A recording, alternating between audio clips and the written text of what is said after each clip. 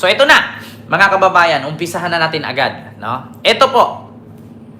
Ang una nating pag-uusapan, mga kababayan, ito ngayong nilabas or binuko, no? Binuko ni Ramon Tulfo itong pag-finance or pagpundo ni Sara Duterte, ni Pulong Duterte at ni Chavit Singson. Naku po, mga kababayan. Sir Maki and kay Ma'am Chris Nat. Ayan, mega love shoutout po. So mga kababayan, meron pong post si Ramon Tulfo na kung saan po, mga kababayan, ay nakalagay po dito sa naturang post ni Ramon Tulfo ay ang tao daw na nasa likod. Actually, si Ramon Tulfo, mga kababayan, ay meron po siyang tawag dito radar na sinasabi. Yung radar po ni Ramon Tulfo, mga kababayan, ay napakalakas po ng kanyang radar. At nakasaad nga po dito, mga kababayan, sa kanyang post. Ayan po, kung nakita nyo po, Ramon Tulfo. Kung nakita nyo po yan, mga kababayan, Ramon Tulfo po yan. Na kung saan nakasaad po dito sa kanyang post, sa kanyang Facebook page,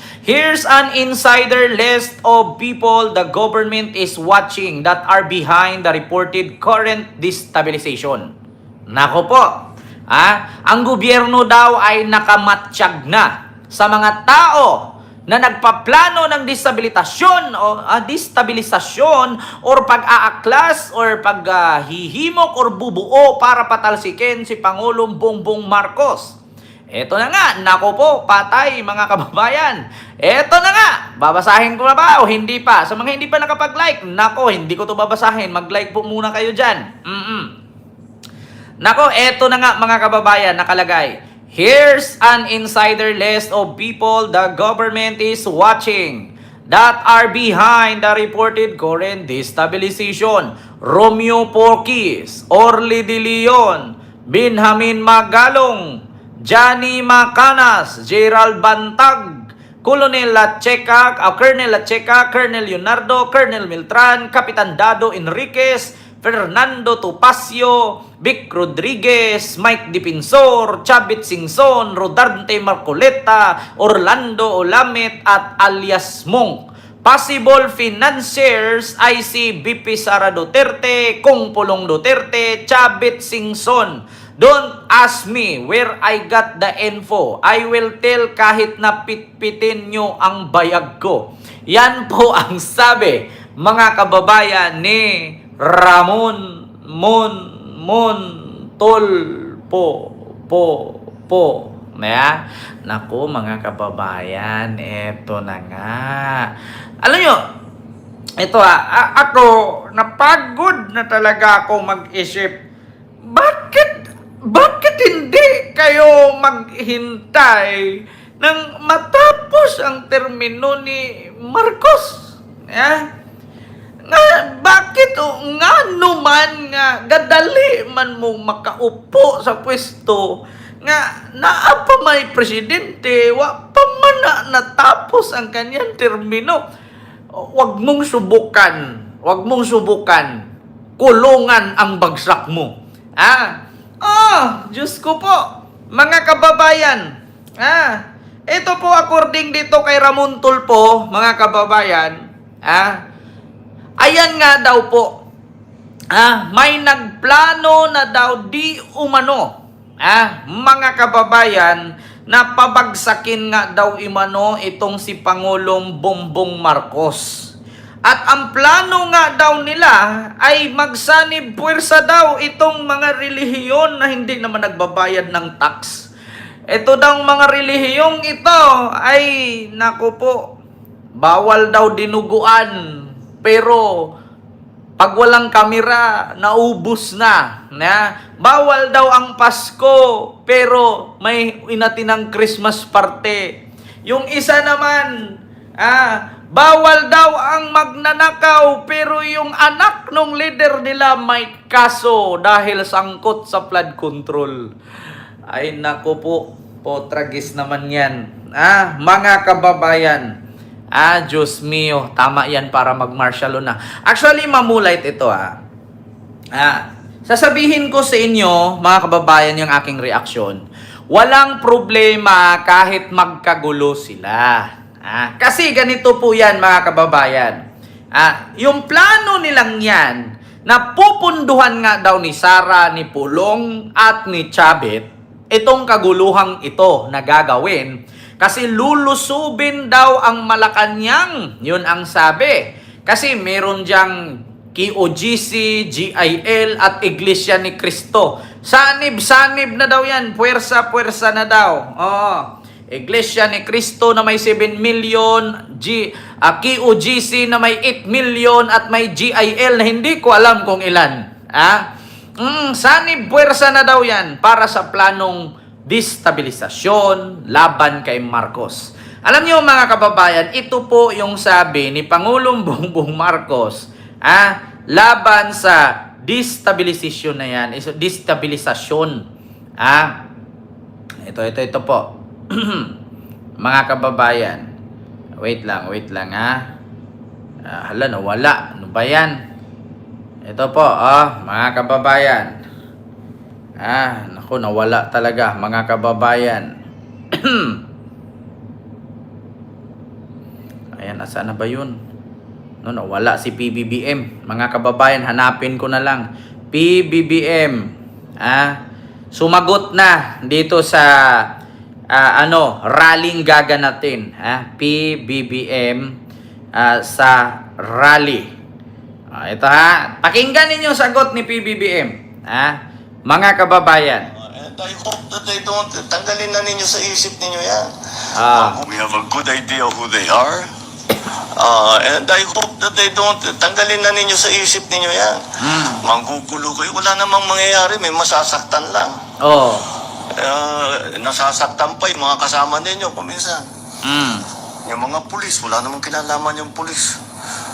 They're just there to control the crowd. They're not there to hurt anyone. So that's the only thing I worry about. That's the only thing I worry about.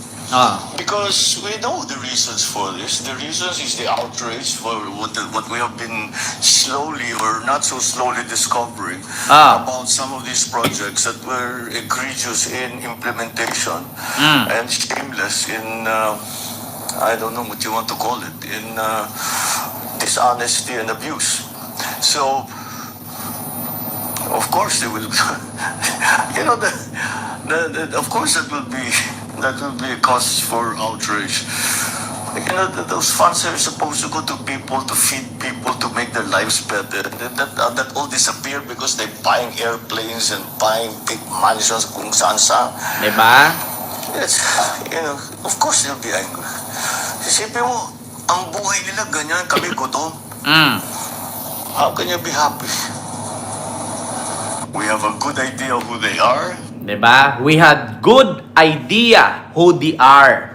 So, alam na nga ni PBBM, mga kababayan. So, yung sinabi ni Ramon Tulfo na ang nasa likod daw ng pag-finance nitong sinasabing destabilisasyon sa rally ay si Sara, si Pulong at si Chabit. So, sabi nga ni PBBM, pakinggan ninyo we have a good idea who they are.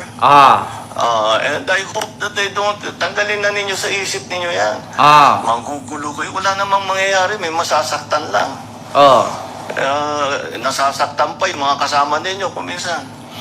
Walang mangyayari. Masasaktan lang kayo. Kasi ganito yan mga kababayan, ulitin ko. Kayong mga magrarally, hindi kayo miyembro ng mutant. Alam niyo yung mutant? Napanood niyo yung palabas na X-Men? Na yung isa may lumalabas na kutsilyo sa daliri, hindi tinatabla ng bala. Yung isa lumalaki ang katawan na nagkukulay green, hindi namamatay. Hindi kayo miyembro ng Avengers. Kasi ganito yan Alam niyo ba ang consequences ng rally na yan? Lusubin ninyo si Marcos. Eto, bigyan ko kayo ng example. Kung si Ping Lacson may advice kay Bato kung magtago ba siya o hindi, ako may advice ako sa mga mag-rally. Ganito yan. Halimbawa, nag-rally kayo. Lulusubin ninyo yung Malacanang. Ganito kasi yan. Gayahin ninyo yung estilo ni Ramos. Ni Fidel B. Ramos. Ganito yan. Ang Malacanang, bago ninyo mapasok ang Malacanang, either dito kayo sa Ayala Bridge or sa Mindiola. Di ba? Dalawa yan eh. Ayala Bridge or Mindiola.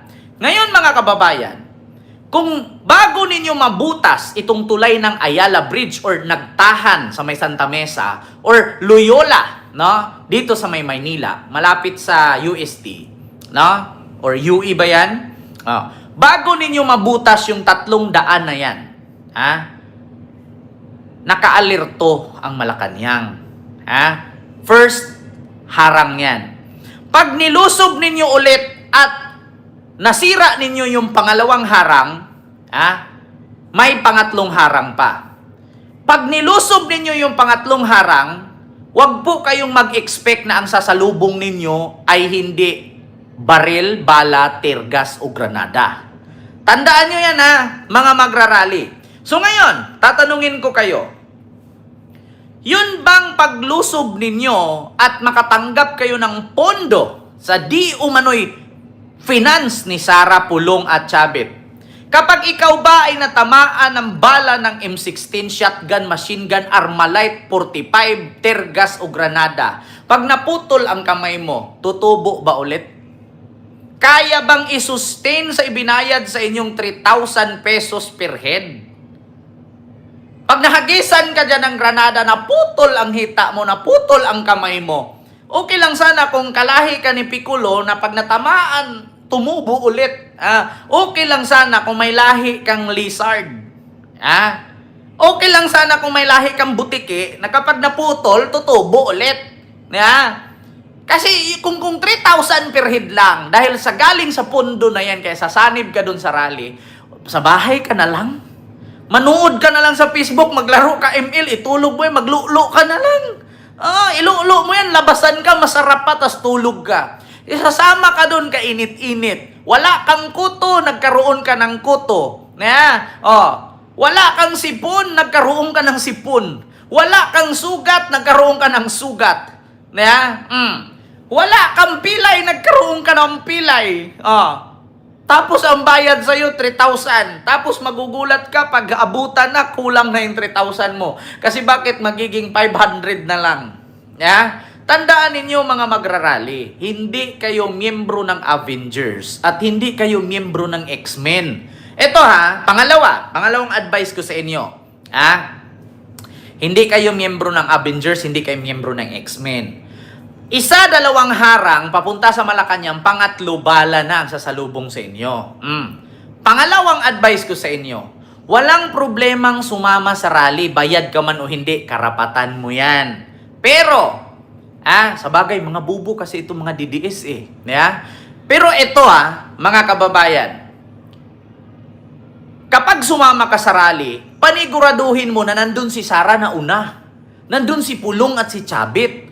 Kasi kung mag-rally dyan, hindi mo makikita yung tatlo. Pag nagbumbahan na yan dyan, pag binumba ka ng water cannon, kapag hinagisan ka ng tear gas, pinalo ka ng batuta ng pulis, binaril ka dyan, nirakrakan kayo ng mga armed forces o mga kung ano-ano pa dyan. Kayo yung mamamatay. Gagawin lang kayong mga human shield. Human shield ang gagawin sa inyo. Bakit? Walang pakialam yan kung mamatay kayo, masugatan kayo, mabaril kayo, kay bayad kayo. Yan ang itatak ninyo sa utak ninyo. Diba? Kapag sumama kayo, paniguraduhin ninyo na yung mga gusto ng destabilisasyon ay nauna. Andoon, nakahawak, nakabikit balikat, ganyan, di ba? Tapos, meron pa nga yung kanta na may tugtog na, ano ba yung tugtog sa rally na, hawak kamay, sabay-sabay ang bayan. Tapos, we love the Philippines because the Philippines is the land of promise. We love the Philippines, oh Lord, the Philippines. Diba? May ganon-ganon. At i-make sure ninyo na yung mga, diba, nauuna na may gusto niyan at mga leader-leader niyan nandun sa unahan. Kasi kapag dating ninyo na sa pangatlong harang, wala sila, pag nirakrakan kayo dyan, anong sasabihin doon? Nanonood lang si Sarah, hala, namatay. Sabi naman ni Chabit, girl, hayaan mo yung girl. Bayad yung mga yung girl. Yan ang restura, girl. Girl. Tapos sasabihin naman ni Pulong yan, no way. No way. Diba? Naku po. Diyos ko po. Tapos utugtog yung, Pilipinas Duterte pa rin. Taas noo, malaki ang aming ulo. Walang laman, tanga, uto. Ganyan ang kakantahin ninyo pag nagrally. Tapos meron pang isa, kami ay apoy na hindi mapatay. Anong hindi mapatay? Pag hinagisa ka, tirgas yan niya. Magkakaroon ka na hika di oras. Kami ay apoy na hindi mapatay. Putay na, pag binumba ka ng water cannon, tignan mo, hindi mapatay ang apoy mo. Babaliktad-baliktad gano'n. Yung barko nga ng Philippine Coast Guard, binumba ng water cannon ng China, nabutas eh. Di ba? Nako, alam nyo, sa totoo lang mga kababayan, wag po kayong tanga. Wag po kayong tanga. At ito, ang pangatlo. Sa mga nagpaplano ng rally, subukan ninyong mag-rally at make sure na yung rally ninyo, may mapapala. Kasi bakit? Kapag nakita ni Marcos yan, kasi ang nangyari sa inyo doon, kung ako si PBBM, nakamonitor ako niyan. Siyempre, may mga drone lumilipad niyan. Kasi nandoon na lahat ng armed forces, mga kasundaluhan, lilipad yung mga drone niya, nakamonitor kung saan-saan. Ang drone, hindi niyo maabot yung drone . Pag nakita ni PBBM, tignan niyo sila, para silang mga walker. Alam niyo yung walker, sa Amerika yung mga zombie. Pag yung mga zombie, nakalagpas na yan sa mga barbed wire, pag nakaakyat na anong gagawin? Rarakrakan yan. Pag nirakrak ni PBBM yan, utusan niyo. Siyempre, sasabihin na naman yan ni General, sino yung general ni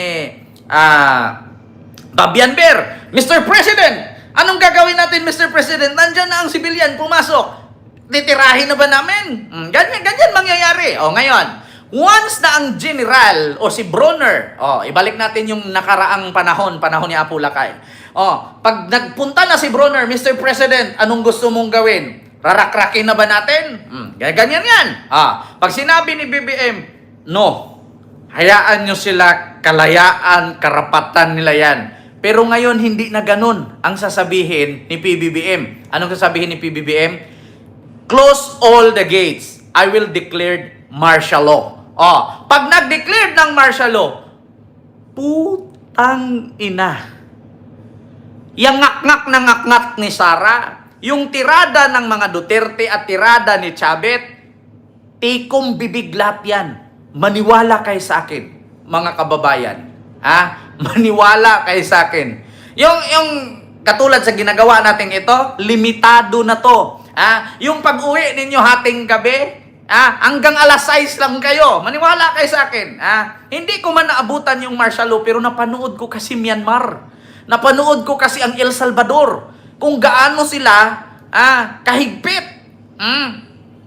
Mga kababayan, kaya sabi ko sa inyo, isipin ninyong mabuti. Much better yung ganito na malaya tayong lumabas, gumala, tumambling kung saan-saan magdidate sa damuhan, umakyat ka ng bundok, magugulong-gulong ka dyan, magtatambling-tambling ka, may kalayaan ka. Pero kapag nag-martial law, ito ang masasabi ko sa inyo, maskin si Sara hindi makapagsalita yan. Maskin si Chabet, hindi makapagsalita yan. Isang yaw-yaw lang yan, dampot yan. Eder Mabartolina, mabugbog pa yan. Totoo yan Ako na mismo nagsabi, mga kababayan. Pag nag-martial law, si PBBM at idiniklara niyang, I will proclaim martial law for 10 years. Nga. Mga kababayan, ako nagsabi sa inyo, yung plano ninyong destabilisasyon, si PBBM na nagsabi, walang mangyari dyan. Kasi ang kapangyarihan ng Pangulo, 3. Pwede niyang i-shut down ang government, pwede niyang ipapatay yung mga rallyista at pwede siyang mag-declare ng martial law. Pag nag-shutdown ang government, lahat tayo maaapektuhan. Yung mga matitino, madadamay sa mga bobong bayarang nagrarally. Lagi ninyong tandaan yan. Mga sasama sa rally na bayad ng 3,000 sa pag-finance, mga kababayan. Yan ang tandaan ninyo. Kapag nag-martial law, hindi maganda. Hindi maganda. Kung ang military junta or junta matindi, mas matindi ang martial law. Wala namang pinagkaiba yung military, kung i-take over ng military ang Malacanang at mag-declare si PBBM ng martial law, walang pinagkaiba. Maniwala kayo sa akin mga kababayan, hindi ko man naranasan noon ang martial law pero nakita ko ang sitwasyon. Panoorin ninyo ang mga vlogger na nakalusot sa North Korea kung ano ang martial law. Alam niyo sa totoo lang, ako na nagsabi sa inyo, kung ituloy nyo yan, malayo lang 1 taon magdeklara si Marcos ng martial law. Lahat tayo. Alam nyo yon? Di ba? Yun. Ganon yun, mga kababayan. Nakita ninyo? Nung umipal si Bear, biglang nawala ang live telecast ng government station. Sabi ko nga sa inyo mga kababayan, kapag nawala lahat yan, sarado lahat yan, nako, mga DDS, lalong-lalo na sa mga millennials at mga Gen Z, I will tell you frankly. Hindi ko sasabing I will tell you the truth. Kasi the truth is nothing but the truth, di ba? May mga ganon-ganon. I will tell you frankly, hindi maganda ang martial law. Akala ninyo si Marcos tanga? Akala ninyo si Marcos nakapikit? Kahit matulog yan si Marcos, may intel yan. May radar yan. Kahit matulog yan sa dyan buong 1 linggo, alam na ng mga tao na nakamonitor sa inyo. Kayo, kung gusto nyo mag-martial law, walang problema sa akin. Pabor na pabor sa akin. Bakit? Hindi naman ako anti-government. At higit sa lahat, kilala ako ng mga nanonood sa akin na hindi ako against kay Marcos. Alam niyo sa totoo lang, yung mga against ni Marcos, yun yung mabartolina, yung iba matorture, yung iba mabugbog, yung iba mabaril. Martial law Nako, mga kababayan, ulitin ko sa inyo, hindi maganda ang martial law. Hindi maganda ang martial law. Kaya, wag na po kayong magbalak na bumuo na. May mga sumisigaw pa. November 16, 17, 18 at November 30, malawakang rally. Pababain si Marcos, lusubin ng Malacanang. Nag-isip ba kayo? Nag-isip kayo? Iba si Marcos Sr. kaysa kay Marcos Jr. Anong sabi ni PBBM? Kung ang presidente ay kayang pagbantaan ang buhay, paano pa ang ordinaryong Pilipino? Hindi ko palalagpasin yan. Anong sabi niya? May sabi si PBBM Anong sabi niya? Papalagan ko yan. Nako. Ako na nagsabi, mga kababayan. And then, go ahead. Rally. Lumusob kayo. Go. Walang nagbawal sa inyo. Karapatan nyo yan. Go. Kahit ngayon, lumusob kayo sa Malacanang. Gawin nyo ngayon. Hindi ako nananakot dito sa ating live. Hindi ako nananakot. Then go ahead. ASAP. Lumusob kayo.